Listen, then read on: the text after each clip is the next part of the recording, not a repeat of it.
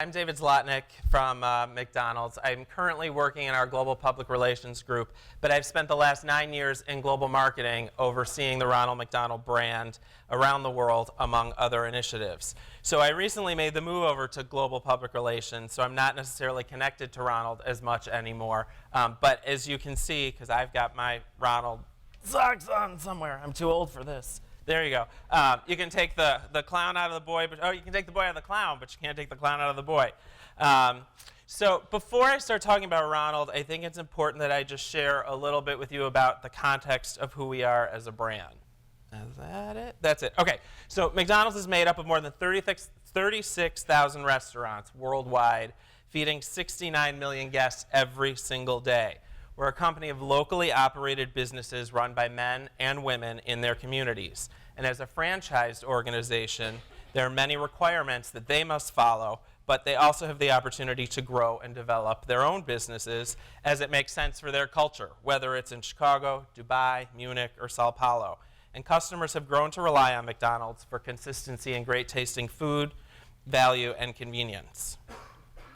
Ronald is one of those rare creative brand assets that we share globally and recognize that no matter how different McDonald's may be from city to city or culture to culture, we're still viewed as one brand, McDonald's. And Ronald gives us the opportunity to centrally control and manage how he looks, how he behaves, and how he interacts with customers and communities.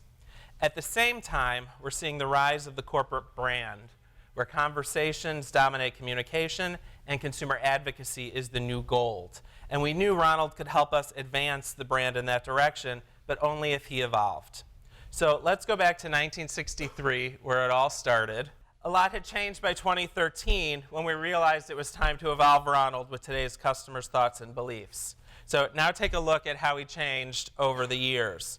What began so humbly 50 plus years ago as a local promotional TV appearance in Washington, D.C. had turned into a pop culture icon more recognizable than Santa Claus. So the clown wearing that silly paper cup for a nose had become a celebrity. I'm waiting for this to catch up.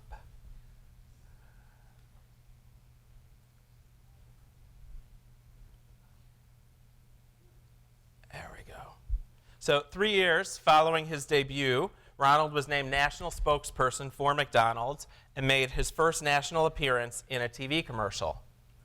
The same year, he joined the Macy's Thanksgiving Day Parade, where today he appears every Thanksgiving as a giant balloon and live as part of the parade, driving his big red shoe car. By 1966, at that time, McDonald's had grown to 862 restaurants in the U.S. International expansion began in 1967, first in Canada, then in Puerto Rico, growing steadily to today's 36,000 restaurants. And Ronald had to learn many languages to mirror McDonald's growing global footprint. Also, in 1974, Ronald McDonald House Charities started in Philadelphia, which today provides a home away from home for nearly 9 million families with critically ill children every year. People had changed. The slide hasn't. Hold on. Hold on. Yeah. There we go. Thank you. I'll cue you if it doesn't keep working. I'm okay with that. People had changed. Media had changed. Culture had changed. But Ronald McDonald had not. Yes, he'd undergone minor appearance adjustments, as you had seen over the years, and his primary purpose had remained virtually the same: to embody McDonald's dedication to the happiness and well-being of people worldwide, spreading smiles wherever he went. The media environment and media consumption habits evolved, and it became apparent that a similar evolution was necessary with the way Ronald engages people. There we go. So like every solid, long-storied character, we had defined who Ronald was and where he came from. Of course, Ronald comes from McDonald land. Where else would he be from? And over the years, he surrounded himself with friends who also came from McDonald land: Grimace, Hamburglar, Captain Crook, Mayor McCheese, Birdie, the Fry Guys, and Officer Big Mac. And the idea of McDonald land was always communicated through TV and some live appearances: fantastic sets, costumes, whimsical stories, and Ronald was on a quest to protect McDonald land and McDonald's hamburgers from the evils of the Hamburglar and Captain Crook. So eventually, Ronald's friends were set off to live a nice and peaceful life out of the spotlight. Occasionally, you may see one of them make a cameo appearance in the media or on our social media channels or at a restaurant, which is a special treat. They also continue to make international appearances with Ronald from time to time. So with this, Ronald took center stage as the primary face of the McDonald's brand. And while Ronald is magical and can travel around the world at the snap of a finger, we realized that he was losing live presence and lacking connection with people. So in 2013, we recognized the need to increase Ronald's relevance for today. There we go. And at the same time, we had to uphold the need to be responsible marketers, which presented both challenges and opportunities. Like any good brand stewardship initiative, there was a steady stream of ongoing research to understand people's attitudes towards Ronald. We confirmed our hypotheses. He is beloved by people of all ages. We've spoken with kids, parents, young adults, and tweens all across the globe, and the feedback is consistent. People love him and want to see him in person. He touches a nostalgic place in people's hearts and reminds them of what it's like to be happy and be entertained. He maintains a positive reputation as the namesake of Ronald McDonald House Charities. And lastly, Ronald symbolizes the McDonald's corporate brand, bringing emotion to our social channels today and increasing brand advocacy. Our goal was to move him from a brand icon to what we have named a social hero. So just in case you were wondering, yes, Ronald is a clown, and that's what consumers tell us. You can imagine the debates over, is he a clown, is he a man, is he a person, what is he? He's a clown. And sometimes clowns can be polarizing, but all in all, we felt good about consumer perceptions. So within that, we knew there were several challenges ahead of us. McDonald's is a customer-driven business, and customers told us that they wanted to see Ronald more frequently, and that he needed to dress more for today, and they wanted to better understand his purpose. So to us, the challenges were clear, and we set out to do what we needed to do. So, and the journey began. Maybe the journey will begin. There we go. And the journey began, and again, we returned to our customers to learn about Ronald, especially his appearance. And what we learned was that his look had become very iconic. Things like his red hair, his white face, big red shoes, and red and white striped clothes were highly recognizable and attributed to him. So we knew we couldn't mess with those. But there were some liberties given to his evolution. So first, customers said to us, Ronald works at McDonald's. He has a real job within the restaurant and should look smarter. It sounded better coming from someone with a British accent. And he should no longer wear a onesie. So we knew we had to get him out of that piece. So we heard he shouldn't wear such baggy clothes. We heard we could minimize the McDonald's branding on his clothing. And we heard things like, I change my clothes every day. Why can't Ronald? He's still the same person underneath. So what we did was we actually went into consumer focus groups with cut-out cardboard dolls of Ronald and gave people different pieces of clothes to dress him with. And we went through this gazillion times to get to at least understanding what those liberties were and how far we could push things. So how in the world were we going to reinvent this highly recognizable and beloved icon? We put a brief together acknowledging those liberties and the mandatories and set about with Ronald's tailor to recreate his new look. But everything we looked at wasn't right. It was either too ordinary, anybody could buy it at retail, too whimsical, he's not a circus ringmaster, too stuffy because he is a clown. And then one day someone said, why don't we bring in a professional costume designer? And it was like that light bulb moment, because as we had all thought about Ronald's clothes as just clothes, he was actually wearing a costume. And who costumes actors best? Well, of course, a Tony Award-winning costume designer. So we partnered with Anne Hould-Ward, who is an esteemed theatrical costume designer. She received a Tony Award for her work on the Broadway production of Disney's Beauty and the Beast, among other accolades. And interestingly also, she had earlier in her career dressed the Ringling Brothers Barnum and Bailey circus ensembles. So there were a lot of strong synergies for us to work together.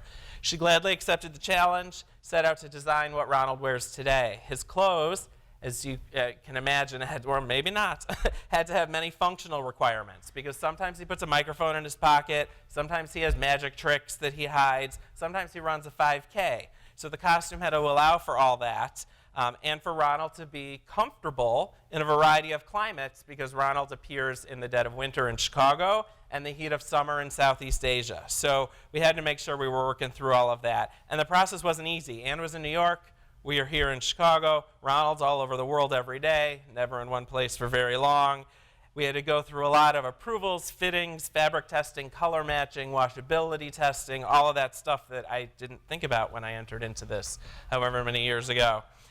So 13 months later, we were ready for Ronald's new clothes to make their debut. And Ann had worked her magic, and Ronald McDonald was ready to trade out his yellow onesie for a new wardrobe, which includes yellow cargo pants and a vest, accompanied by a red and white striped rugby shirt. His iconic big red shoes would remain the same. Reserved for special occasions, Ronald had a new whimsical blazer with the golden arches on the front pocket and his signature on the back with a special bow tie to complete the look. So that was part one. You can watch his transformation in what I call the Wonder Woman video.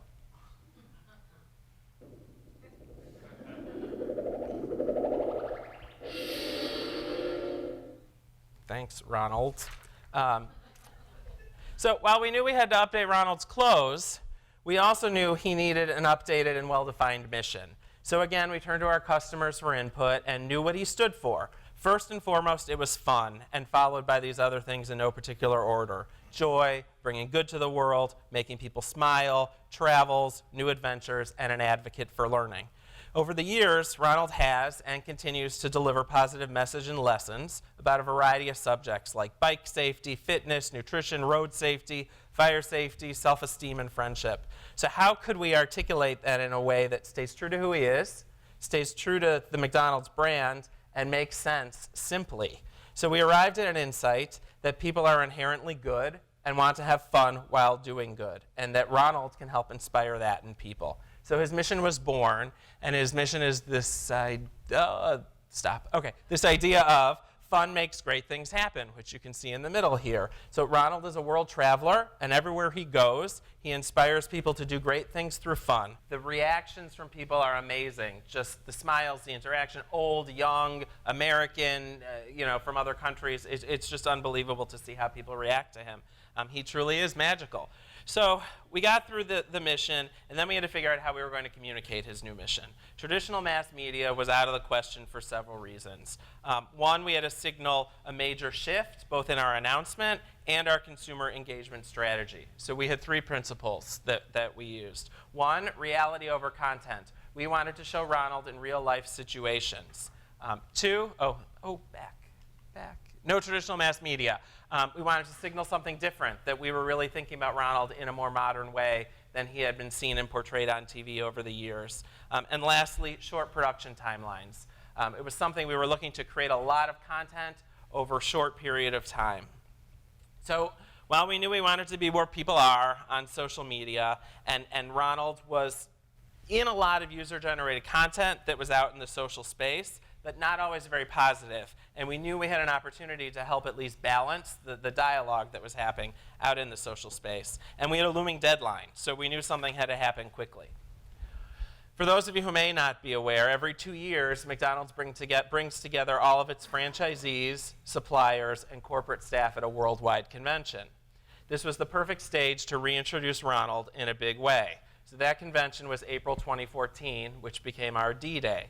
And while we didn't have the exact social media platforms figured out yet, we knew we couldn't miss this opportunity for engaging with our internal audience.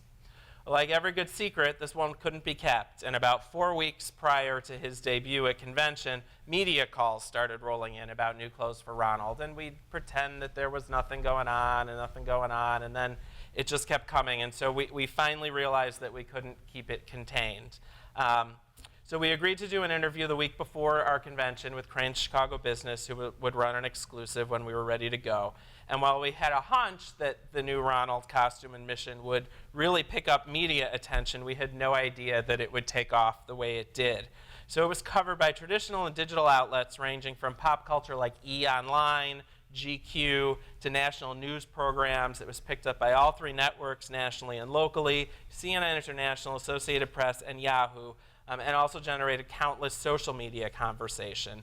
And it trended organically on Facebook, Yahoo, and Twitter, all within about the same 48 hours. So within a few days, the image of Ronald in his new clothes had spread everywhere, garnering nearly 1 billion earned media impressions in a few short days. And this idea of fun makes great things happen, which was about inspiring the public and having them share fun and good events on social media. So the first time, Ronald would take an active role on McDonald's social media channels and engage consumers using the hashtag #RonaldMcDonald. So all over the world, he's meeting people who, like him, believe that fun can make great things happen, and he uses social networks to post all good things and good people he discovers. Well, our press release simply stated, which you can see here, Ronald McDonald can't wait to connect with people through social media. Selfies, here I come. It's a big world, and now wherever I go and whatever I do, I'm ready to show how fun can make great things happen, said Ronald McDonald. For some reason, because we were using a hashtag, the news media got the impression that we were taking him to Twitter, which wasn't the case. And we were not ready to bring him into social media just yet with his own voice. So if you think about the timing, that was April of 2014. And Ronald had never represented his own voice in social media, and we had a lot to figure out because he is an iconic brand character. So what would he say? Who was the right audience? How would he respond to conversations and questions? Who would he follow? And we have many local and global social media channels, and we had to figure out which ones were right for Ronald because there's only one Ronald McDonald, so he couldn't have multiple channels and conversations around the world. So we knew he had a presence online. One that I had mentioned earlier was not always very positive, but people post celebrity content and think of Ronald as a celebrity. So how could we harness this in a fun and positive way, really to connect with and engage Ronald's fans, kind of, more of a quality over quantity approach. So after much discussion, we determined that we would use several key platforms for Ronald to highlight his channels and inspire people to participate. So first, we wanted to aggregate all of the user-generated content that involved Ronald out there.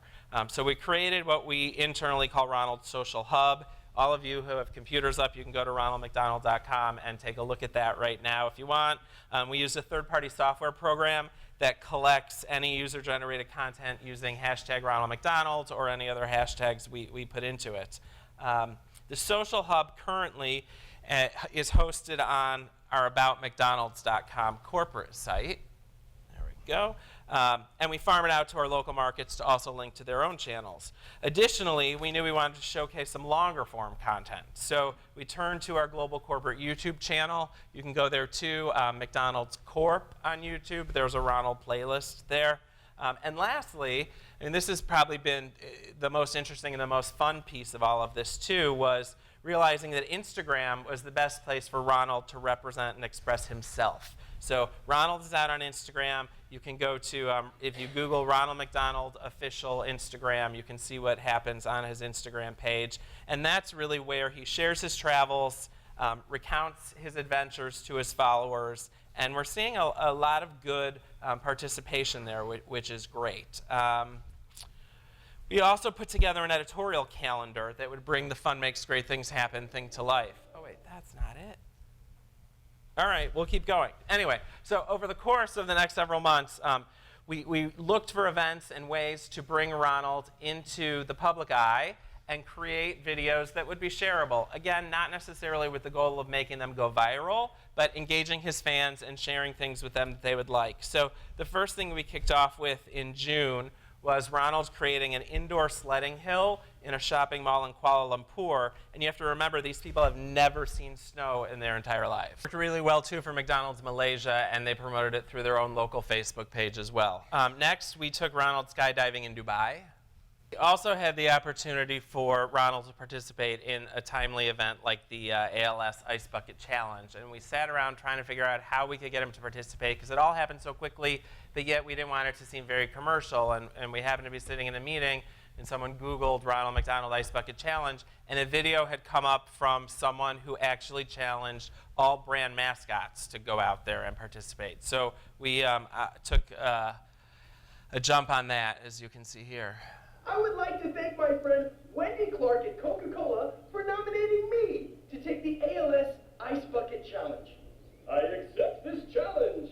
And I would like to see how many other redheads will join me to support ALS in the next 24 hours. Here we go! Woo! Woo! The whole thing, the whole thing. Woo-hoo-hoo. Alrighty. ALS! Cut. Woo! Wow, that actually felt great. I feel refreshed. And that received, I want to say, like about 340,000 views in a pretty quick time period, which was nice to see. Ronald was present in Rio. We run a program through McDonald's called the Player Escort Program, where kids from around the world win a trip to go to the World Cup and walk onto the field to play with their favorite players. So Ronald was there participating with them. The social hub that some of you may have seen also features something we call the Daily Ronald. So every day there are animated GIFs about some other crazy, wacky event that's happening that day, like Wiggle Your Toes Day or Twins Day or other things like that. So as I mentioned Instagram, the majority of the Ronald engagement has been on Instagram. And it's been very positive, which is telling us that this is the right thing to do. I think it was Joel who mentioned earlier that you just have to try things, and if they don't work, you can change them quickly. And so we've been putting up a variety of different kinds of pictures from Ronald just to get a sense of what's working, what's not, what people like better than others. So to date, we have more than 10,000 followers, and it doesn't sound like a lot, but we haven't spent a penny to earn them. So everything that we've gained with Ronald on Instagram has been completely organic. His following has been interesting, and it's a very diverse global audience. Over 30% of the followers are from Japan. And as we try to unravel it a bit and figure out why, really a lot of the following has been prompted by traditional news coverage of Ronald's Instagram account that's driving people there. So it's been funny to watch. We also have, I want to say, about 15% of the followers are from Brazil. So just wherever we can get some coverage. On the YouTube page, we've got about total video views of over 600,000, which again is good for us with just all our organic. The social media hub, if any of you have brought it up, is still live, but we are evolving that and looking to move that to a more mobile or responsive kind of site. This whole idea being where people are, nobody is going to destination websites. So how can we make this a lot more engaging for people and more useful? Some of the lessons that I think we've learned through all of this are, one, listen to your customers, because they're really the ones who tell you what to do and how to evolve something like an icon like Ronald. I think the second thing that's been very interesting is around pushing an organization to go beyond what they think is right, or challenging the status quo, because if we hadn't pushed on evolving Ronald for today, he'd still look like he did 2 years ago, which isn't very modern, isn't very contemporary, nor were his actions or his behaviors. And the last thing I would say on the lessons learned too is, don't be afraid to try new approaches and take small risks that don't have a lot of downside. So if we put up a post and it's not doing well, we can take it down. It's not the end of the world. So we're continuing to look for ways for Ronald to show how his mission, fun makes great things happen, can actually come to life. He continues to show McDonald's dedication to the happiness and well-being of people worldwide, keeps kids informed on a variety of fun subjects, and continues to keep up his duties with Ronald McDonald House Charities as he has since 1974. He's a star and continues to delight people of all ages, bringing fun, smiles, and joy, and inspiring them to join him on his mission. So thank you. First of all, congratulations on the launch and finding somebody with that big of shoes that can play soccer. Second of all, I know how important the Ronald McDonald House Charities is to your brand, and my brand also has a lot of charities that we work with, and at a corporate level, we know that is a true belief of ours, but we don't want it to ring false when we're advertising that. So I was wondering how you balance that charity work with making it seem authentic. No, that's interesting. So one of the things you have to keep in mind too is just structurally, Ronald McDonald House Charities is its own 501c3 three, right? Five, nonprofit organization, whereas McDonald's is the for-profit corporation. So when we think about Ronald's role and how he gets involved, his primary purpose is to drive brand engagement and to further the McDonald's brand. He is also aligned with Ronald McDonald House Charities, and McDonald's every year in countries around the world put on a variety of fundraising activities and programs that Ronald plays a part of and supports and helps drive awareness for, but they're really treated as two separate entities when we think about it and we look at it. And the other thing that Ronald does, which is great, is goes and visits kids who are in these Ronald houses or in hospitals, and that's not stuff we commercialize because it's truly just about being good people and helping the charity and doing good things on that end. It's incredible that you were speaking, and as you were speaking, the Hamburglar started trending worldwide. So McDonald's knows how to do it well. How do you foresee, now that the Hamburglar has kind of redesigned his outfit as well, the interplay with Ronald moving forward? Well, Hamburglar, how much did it say before I get into how much I can say? Resurrects Hamburglar as Studley Suburban Dad. That's the Ad Age tweet. Does it say anything about a new product? No. Okay. No. So, Just an image. you may, from time to time, see the Hamburglar or other of Ronald's friends make cameo appearances. So, for example, probably 4 or 5 years ago, we partnered with DreamWorks Animation around their movie Monsters vs. Aliens. And we used Grimace in one of those TV commercials because we don't know what he is, but he kind of fits in that realm. So you'll see them from time to time. There is a relatively active presence on social media with the characters. For the London Olympics, we took Mayor McCheese and kind of did a flat Stanley thing with him all over London, which was fun.